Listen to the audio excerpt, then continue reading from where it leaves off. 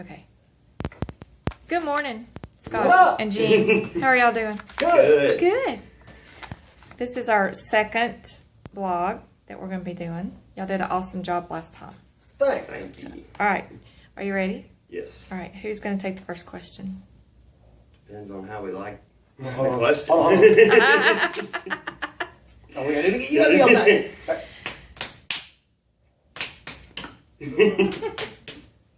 Me. Ah, there you go. Okay.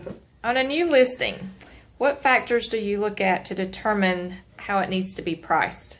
Well, typically there are about three things that will affect price. It's going to be the condition of the home, the staging of the home, and then a lot of external factors, curb appeal, what's behind it, what's around it, certain things like that. Yeah, a good example would be I had a phone call from a lady that I had a concerned neighbor. We had priced a house at a certain price point, and she wanted to know why we priced at that price point because she was concerned in the neighborhood, and I get that. And first of all, we want to sell your house for as much as we can. Everybody makes more money. But we're not going to lie to you. We have all the data in the world that you don't necessarily have access to help us price a house. This includes square footage. It includes all the sold prospects. There's a lot of, what for sale by owners, tax records. We use a lot of different things to come up with a price for a home. And I think what Scott was trying to say, the neighbor was concerned about why. And we changed the price in the house, and it wasn't even it was actually only a $3,000 difference between the most expensive house that had sold in the neighborhood and their house. And their house was on, and the reason we actually recommended that they go even lower than that because they were on a main road. And when I say a main road, it's a very busy travel road. So if you have factors like a sloping lot or you're on a busy road, or for instance, that house that I was telling you about that was the most expensive one in the neighborhood, it also had granite upgrades, a huge flat private fenced yard. All those things make a difference in price. And when most sellers or appointments we go on, they want to price the house straight out of the box. Well, my house is the same floor plan as this house, and so it should be worth this. Well, the difference in a certain situation is they didn't have the granite upgrades, they didn't have the private lot, they didn't have several things that made it that price. So when we say a factor, it's not just the size of the home and the floor plan. There's several factors outside of it that can greatly, greatly affect the value. So from a buying standpoint, if you're out there and you need a bigger house, well, if you find one with a sloped lot or on a main road or something, I can guarantee you'll find, and size of the house is super important. You'll find it, but that's where you're going to find it if you're noticing that a lot of the houses just don't meet your size requirements based on the price. That's what you have to adjust and look for. So all those factors count. That's exactly right. And staging and those type of things are in your control. Those external factors are something that people can't control, but your numbers are going to reflect them. Absolutely. Okay. Nice. That's right, man. Thank you. So anyway, the answer to the sweet lady's question that called me was we don't want their house to sit on the market forever because that doesn't look good in a neighborhood. And we pull data from several different sources, and we don't guess on a price. And when we price it at exactly what we think it's going to sell for. And sometimes people will not want to price it at that, and we will certainly work with you because we want to get more. And we always make mistakes and miss the mark sometimes, but most of the time we don't.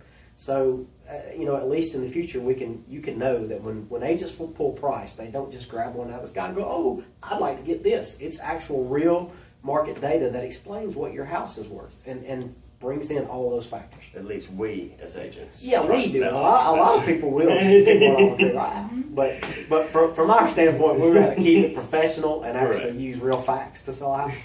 Next question. All right, next question. All right, when you have a client, and of course everybody thinks that their house is more valuable than somebody else's. That's human nature. But how do you explain to a client when they're wanting to price their house, say $10,000 too high, even after you've given them all that information that you just talked about? How do you reason with them? I don't think it's necessarily reasoning. It's just a difference of opinion.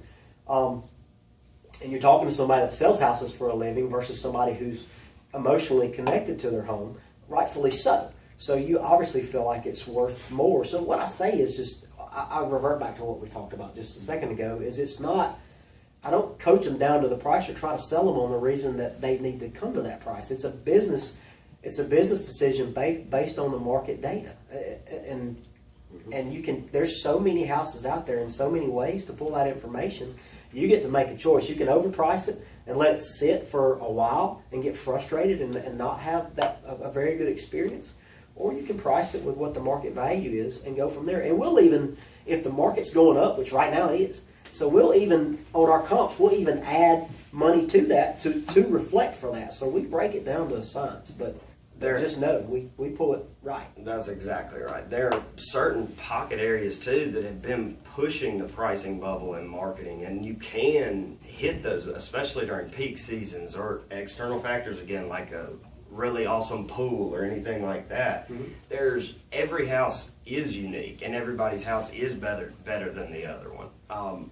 There are just certain constants that we as agents look for, and that's the research I do on the front end as the listing specialist to make sure going into it, because it's the nicest one, these are the constants that matter, and how are we falling in line with our competition.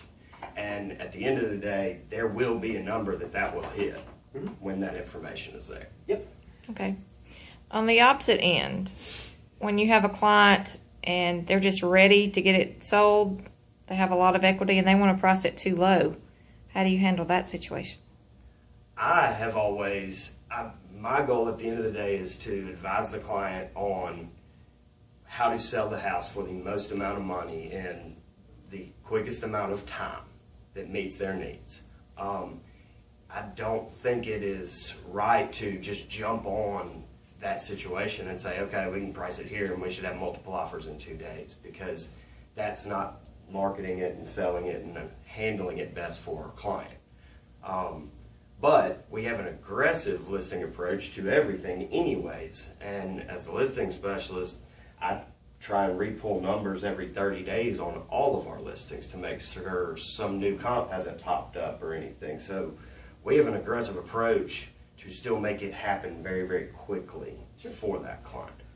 But it's a constant too, and I think one thing, and I keep reverting back, you were talking about the house being overpriced. When we overprice one, a lot of times we'll take one. I mean, the client passionately sells us on why we should price it higher versus the other way around, so we're usually the ones that get the actual sales job.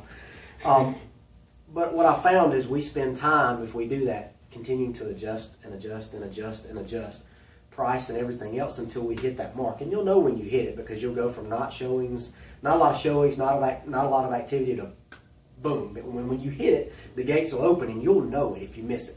And we've missed the mark before, but we continue to adjust and continue to evolve until we hit it, if for some reason we do miss it, or even if we do price it a little high and the area just won't cover that.